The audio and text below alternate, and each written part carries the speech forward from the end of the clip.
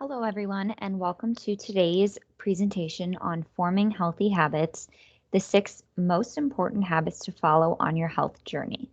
My name is Katie. I am a dietitian with the World Trade Center Health Program, and let's get started. So I want to know if this is you. We can see a cycle here where, if you're weight oriented, maybe you want to lose weight. So you go on a fad diet where we restrict all of our favorite foods. We start to see success, however, feelings of deprivation and feeling like you can't keep it up long term start to happen. And old habits return again, the cravings set in. We slowly start to add those foods back in, and then what happens? We gain the weight back. So the goal is really to break this cycle, and we do that by forming healthy habits. So overview of today, we're going to go over the 2 most important aspects of consistency, the 6 healthy habits to maintain progress, and what to do if you find that you are backsliding. Some of you who are watching this may be just starting your health journey. Others maybe have lost weight or have changed their diet and lifestyle and are just hoping to continue the process. So if this resonates with you, definitely take these points in mind. So the first thing I want to make sure it's really clear is that health is not depicted in one form. Everyone has different goals. Everyone starts their journey in a different place, and your weight is not equal to your worth. There is something called health at any size, which is a movement basically saying that just because you are a certain weight or BMI doesn't mean that you're unhealthy. Our goals for you is to find a weight that you can maintain without excessive restriction.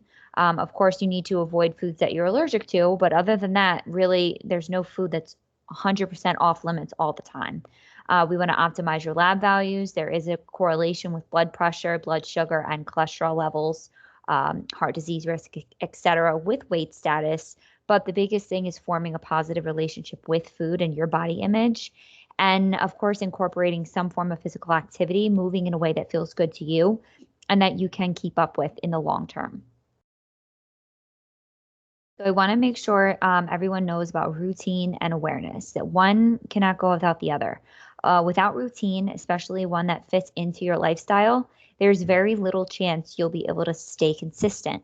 And then without awareness around your routine and status, it's easy to get caught up in the day-to-day of life and slip back into unhealthy behaviors. So I'd rather you be consistent all the time than going 110% 2 days of the week.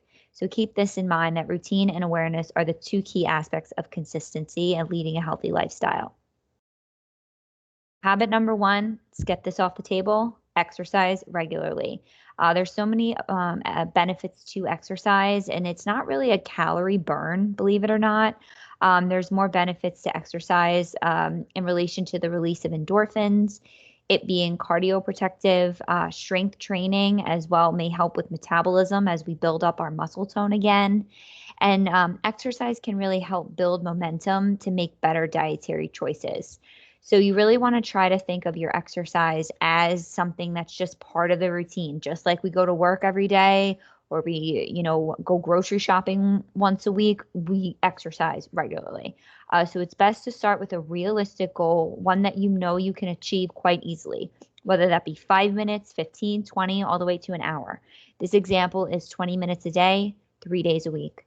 It's best to find exercises that you like best, so it's not as so torturous. We say sometimes scheduling it like an appointment. If you need that accountability, maybe setting up an appointment with a personal trainer or booking a class at the gym. But it is important to have a backup option, especially if your only exercise routine is, let's say, walking outside. Well, if it's raining, are you going to be able to exercise that day? Probably not, or you'll get soaking wet. So really have backup options as well. It's great to have a partner. However, if your partner flakes all the time and then you don't exercise, they're not the best partner for you. So definitely don't let external factors impact your consistency. And as always, speak with your physician about limitations to your exercise routine. Habit number 2, this is so important.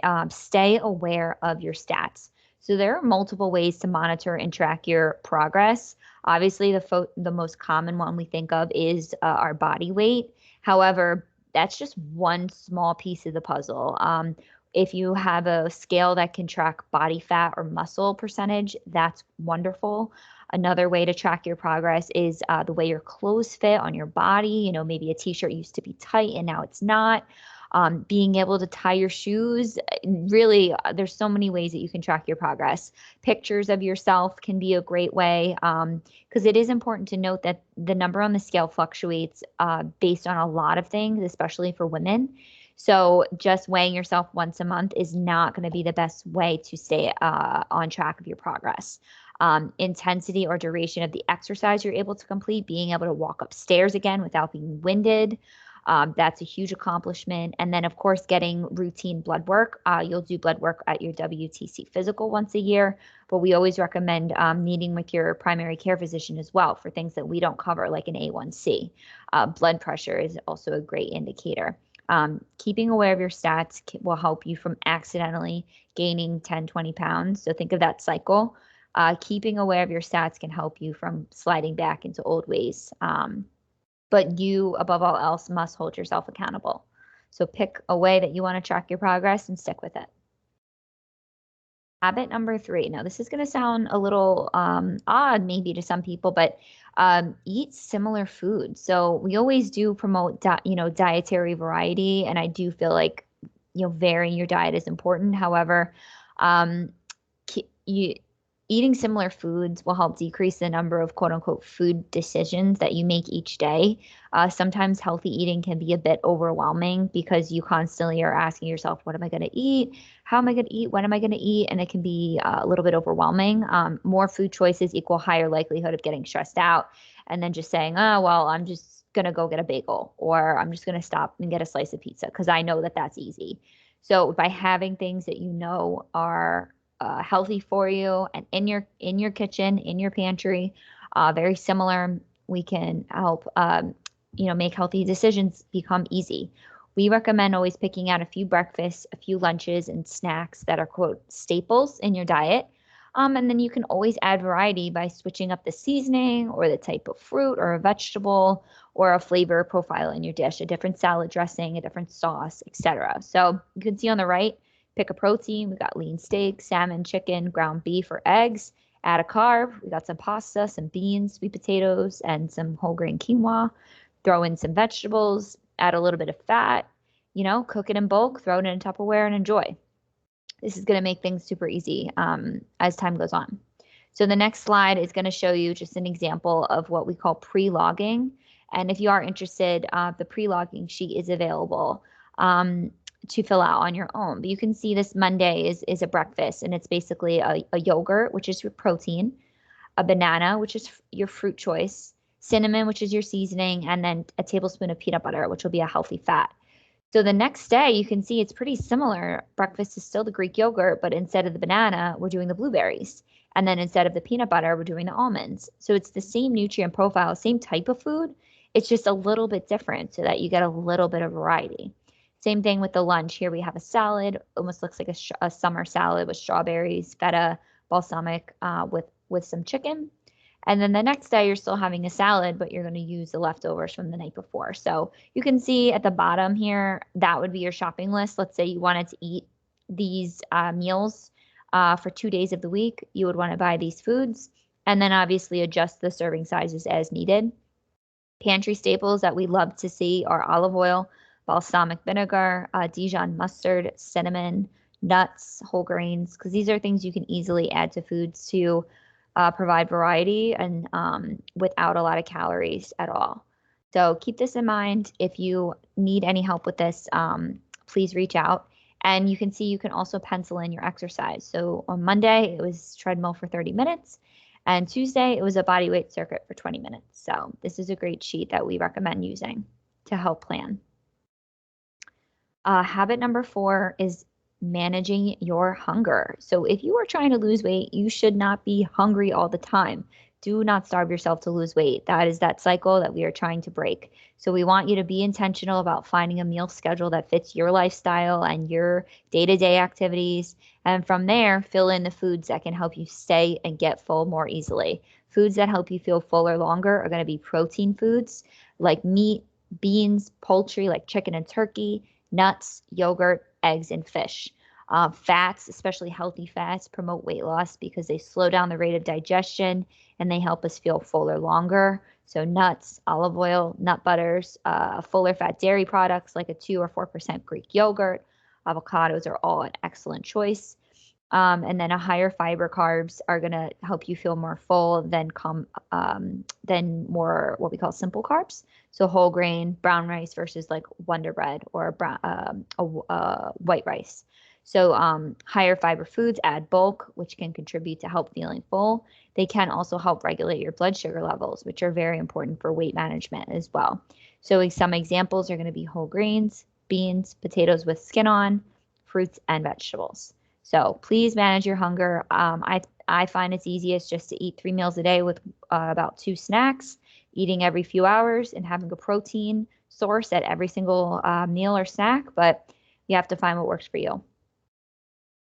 This is an example of how healthy fats or protein can help keep you fuller longer. We can see an apple juice has no fiber. So when we drink our sugar, like juice, it hits the bloodstream very fast. It increases your risk of high blood sugar. And this is similar to when we eat refined carb products with very little fiber, like a white bread, a cookie, very processed snack foods, juice, soda, etc. So you can see the apple is going to be a better choice because it has fiber to slow down the sugar spike in the skin, but it still might not keep us very full very long if we're hungry. I know an apple for me doesn't really keep me very full. So the best alternative would be to add a protein or a healthy fat. In this example, we chose peanut butter. It has, the ability to keep us fuller longer, and you can see it will control your blood sugar spikes as well. So keep in mind always having a protein or healthy fat at your meals and snacks to help you feel fuller, longer, and control that blood sugar. Even if you don't have prediabetes or diabetes, this is still very, very important. So habit number 5 is setting your daily priorities. So my most successful patients, ones that have lost 30, 40, 50 pounds, they know what they're eating for dinner tonight. They know what the plan is, whether it's just themselves or with their spouse. They're trying to prepare what they're going to eat, whether that means going to the grocery store and having a meal plan ready or doing meal delivery services. You want to wake up and have a clear outline for your eating and your exercise. Again, that pre-logging sheet is a great way to keep on track. It also saves money at the grocery store when you have a plan. But of course, things happen and we won't always eat 100% according to our plan. But having a plan beats not having one at all. We always say, like, fail to prepare, prepare to fail. Examples of this could be keeping some snacks, non-perishable granola bars or nuts or dried fruit, things that you can easily keep in your desk drawer or your car. That's going to be way better than making a last minute decision and going into 7-Eleven and getting a candy bar or going to the vending machine that just has old stale potato chips. Keep these game time decision snacks on hand to help prevent you from, making a poor choice. Other examples could be if you have a refrigerator at work, keeping yogurts or hard-boiled eggs, protein shakes, bring a cooler to work with you. There's really no excuse to having food with you if you really want to do it. And then the last habit is being mindful. So mindfulness is the quality or state of being conscious or aware of something. Now, you can be mindful in your breathing. You can be mindful in your eating. You can be mindful in the way you feel, your exercise. So we obviously focus mostly on mindful eating, which is being conscious of everything that you put into your body. You want to focus on flavor, texture, the quality of food in which you eat, really being present in the moment. A lot of us will sometimes just eat at our desk, on the go, in between calls, whatever it may be. You're not really sensing what you're truly eating or putting into your body. A lot of times our patients will say, I tend to overeat, I eat too quickly, and then I get too full. So slowing down, being present in the moment by mindful eating can help with having a healthy relationship with food. This mindful eating or feeling can also be related to, are we truly hungry Or are we just craving something? Is an emotional reason for which we're eating? Trying to tap into how you're feeling in that moment can help you make a more sound decision. What do I truly want to eat right now? And then it can also help with hunger versus fullness cues at dinner, which I just touched upon a minute ago. And when exercising mindfully can be helpful to really feel the impact of your movements. So by mindful breathing or having a mind-body connection, that can really help. You ever hear like mind-muscle connection? We have some other materials and resources on mindfulness as well, I believe on our website. So please reach out if you have any questions on being more mindful. And lastly, we do have a journal available that's called the Mindful Eating Log. So you can see here, if you want to track your intake, but you don't want to count calories, it can be great to just have a journal like this where you just write down what you ate every day and then kind of check in. Did you have any fruit today? Did you have any vegetables today? How was your water intake? Did you exercise today? And then maybe some thoughts. So the most successful people do make mistakes. If you're not making mistakes, then it's all part of the process. So let's say that day, maybe you didn't exercise, maybe you didn't eat any fruit and you overate, you weren't very conscious or purposeful. Write down what happened. Maybe you had something emotional going on or you forgot your lunch at home. Write down these things and then how you would redo the situation the next time around, because that's how you're really going to have personal growth and be able to maintain healthy habits long term. Don't feel guilty. Don't get mad at yourself. Just understand what happened, learn from it, and move on. The same goes with holiday parties. I can think about over a handful of times where, you Christmas and you just ate till you're sick and you're like, oh, why did I do that? And then the next year we do it again. So we want to think about ways that we can manage that. And we do have other webinars on, how to manage social events. So definitely keep an eye out for those as well. Thank you for listening. Obviously, no questions because this is a recorded webinar, but please feel free to reach out to myself or Amanda if you have any questions in the future. Take care. Be well. Thank you.